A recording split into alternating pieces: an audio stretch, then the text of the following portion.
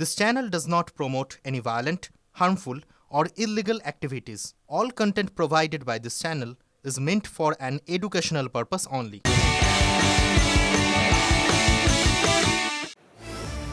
পরিচালনার কাজ থেকে 3 মাসের জন্য নিষিদ্ধ পরিচালক রাহুল মুখোপাধ্যায়। অভিযোগ, ফেডারেশনকে না জানিয়ে বাংলাদেশের একটি প্রজেক্টের শুটিং সেরে এসেছেন রাহুল। না জানিয়ে বাংলাদেশের শুটিং সারায় নিয়ম ভঙ্গের অভিযোগ রাহুলের ওপর, ফলে জারি নিষেধাজ্ঞা।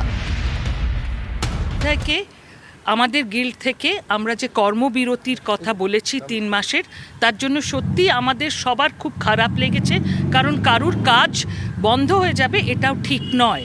ও একটা প্রজেক্ট এখানে শুরু করেছিল কোনো একটা প্রোডাকশনের, সেটা 4 দিন শুটিং হবার পরে কোনো একটা কারণে বন্ধ হয়ে যায়। ইতিমধ্যে উনি কাউকে না বলে শুধু ডিওপিকে নিয়ে বাংলাদেশ চলে যান এবং এই কাজটি সম্পন্ন করেন।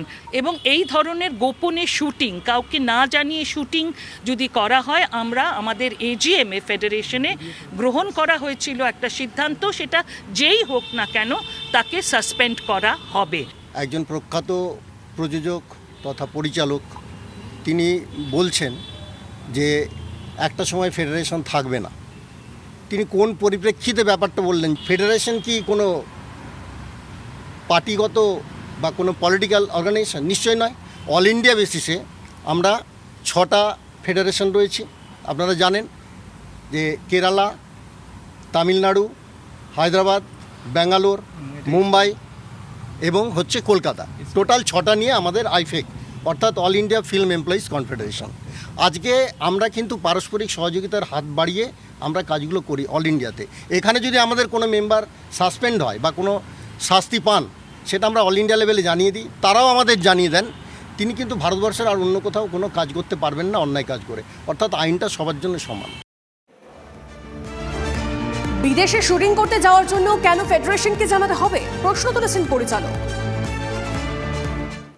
একটা কন্টেন্টের জন্য বিদেশে শুটিং করতে গেছি, আমি এটা বিদেশি কোম্পানির জন্য বিদেশে শুটিং করতে গেছি, সেটার জন্য আমার ফেডারেশনকে কেন জানাতে হবে, এই বোকা কথাটাই আমি বুঝতে পারছি না। আমি যদি বাংলা ছবি করতে বাইরে যাই, তখন গিল্ডের নিয়ম অনুযায়ী 19 জনকে নিয়ে যাওয়ার কথা, কিন্তু আমি যদি একটা বিদেশি কন্টেন্ট শুট করতে যাই, সেই শুটিংটার জন্য আমায় কেন ফেডারেশন জানাতে হবে, বা এটা কোথায় এই নিয়মটা লেখা রয়েছে, আমি এটা জানতে চাই। যেটা কোন বইয়ের কোন পাতার কোন আর্টিকেলে এই নিয়মটা লেখা রয়েছে। সমস্যাটা কোথায় জানো তো? সমস্যাটা হচ্ছে যে আমরা যদি আমাদের জীবন থেকে ইগোগুলোকে একটু সরিয়ে রেখে বড়ভাবে ইন্ডাস্ট্রির কথাটা ভাবি না, তাহলেই জীবনটা অন্যরকম হয়ে যায়। মানে খুব দুঃখের বিষয় যে আজকে ফেডারেশন তারা তাদের ইগোতে আটকে রয়েছে।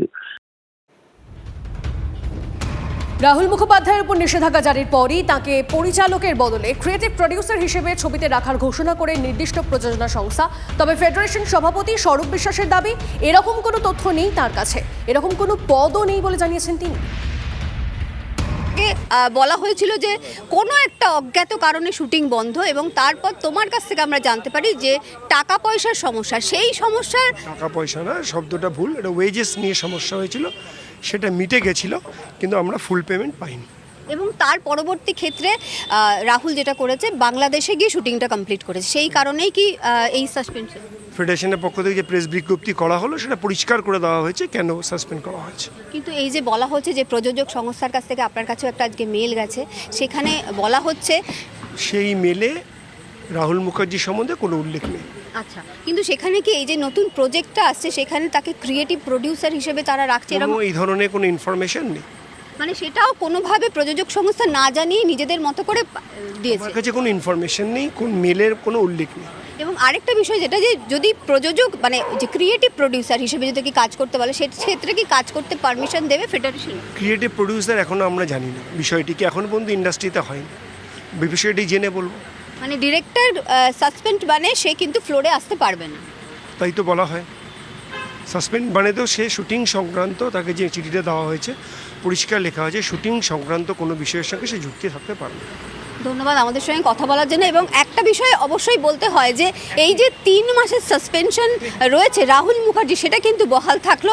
এবং ক্রিয়েটিভ প্রডিউসার এই বিষয়টি কি সেটা ফেডারেশনের কাছে এখনও জানা নয়। সুতরাং যদি কোনোভাবে তারা জানতে পারেন প্রযোজক সংস্থার কাছ থেকে ক্রিয়েটিভ প্রডিউসার কি এবং তার কাজ কি, তাহলে পরবর্তী ক্ষেত্রে হয়তো তারা ভেবে দেখতে পারে।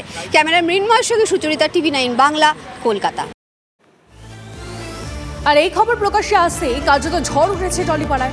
সোশ্যাল মিডিয়ায় একাধিক অভিনেতা, পরিচালক পাশে দাঁড়িয়েছেন রাহুলের। বিষয়টি নিয়ে বিরক্তি প্রকাশ করেছেন পরিচালক রাজ চক্রবর্তীও। টলিপাড়ার সূত্র থেকে পাওয়া খবর অনুযায়ী রাহুলের সমর্থনে জোট বাঁধছেন টলিউডের পরিচালকরা। ডিরেক্টর্স গিল্ডের তরফে আগামীকাল একটি বৈঠক ডাকা হয়েছে।